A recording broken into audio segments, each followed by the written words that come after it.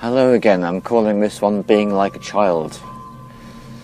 There's something about going out into really wild nature like this olive grove. These trees have been here for such a long time, probably well over 100 years. And these plants are just allowed to do their own thing and to grow freely. And this starts to give us a bit of a clue. So one of the things about being like a child is that sense of being playful, creative and free. Those to me are the three key words about being like a child. When you feel creative, when you feel playful, and when you feel free, that's when you're starting to tap into that energy which we all experience at some point. And this brings out something which I'm experiencing as a bit of a sadness, because I'm reading a book and here's the front cover and there's the back cover, and it's written by a woman who was brought up as a Romany gypsy in England during World War II, which was been a difficult time for pretty much all the people in England to grow up. And yet, as I read the book, I get the sense that this girl is blessed because she experiences so much freedom in her daily life. And that continues all the way through until she finds herself put into a school in accordance with the wishes of her parents. And then she experiences something very different. So for those of us who remember being at school, there's so much to do with having to conform and having to do things the way other people want. So in a sense, for many of us, the way we lose our connection with childhood and being like a child is actually schooling. And I've been all sides of this. I've been a school child, I've been a parent of children, and I've been a teacher in a school. I've experienced all three sides of this triangle. And there's a really intense sadness about it all because it's so restrictive and so unfree. And what is so miraculous about being a child is having that sense of space to be able to do what you want when you want to do it. And when I read this book about life in World War II as a gypsy child, there was not much money and sometimes food was scarce. But in just about every single other way she experienced such an amazing level of freedom that modern children don't actually have an awareness of, in England at least, most of them.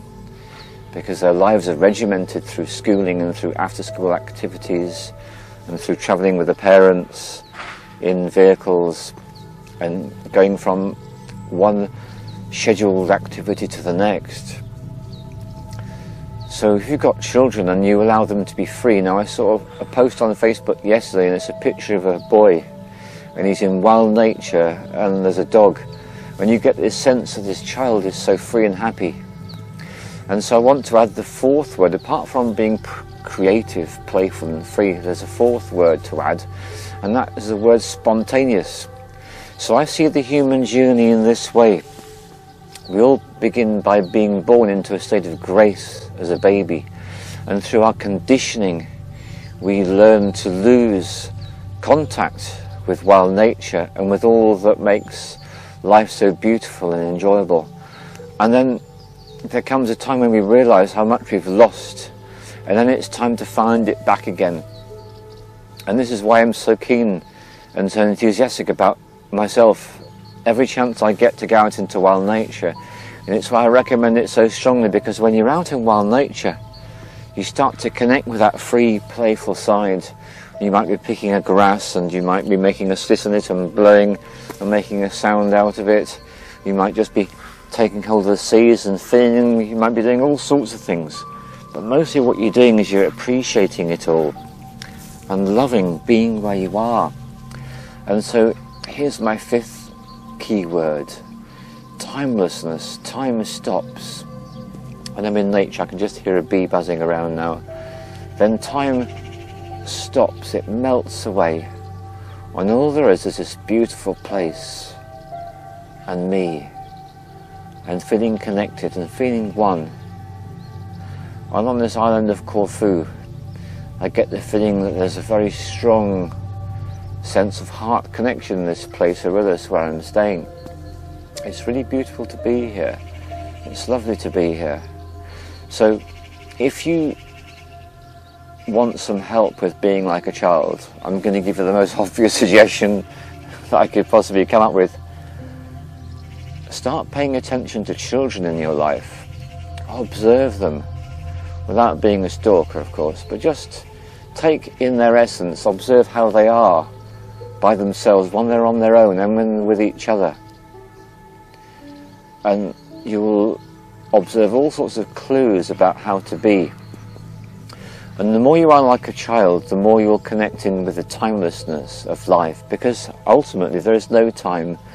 As I've said in my film, time is an illusion created by the rational mind and the need for clocks and appointments and jobs and all the rest of it. It's all an illusion. When you let it go, it's you being spontaneous, being free, being playful, being happy, and noticing things around you. So observe children and let them come to you if you have a situation where it's okay to be with children, that people are not going to label you all sorts of words like stalker and all the rest of it. If you're in a situation where it's okay to socialise with children, let them come to you and enjoy them and follow their lead. Don't initiate anything, just observe what they do, notice what they do and follow their lead. And that will tune you into being a child and being childlike.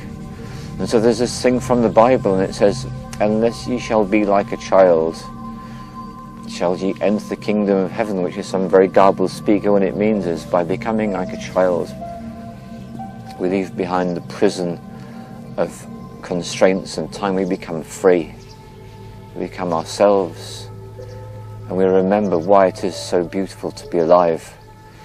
So be like a child. Thank you.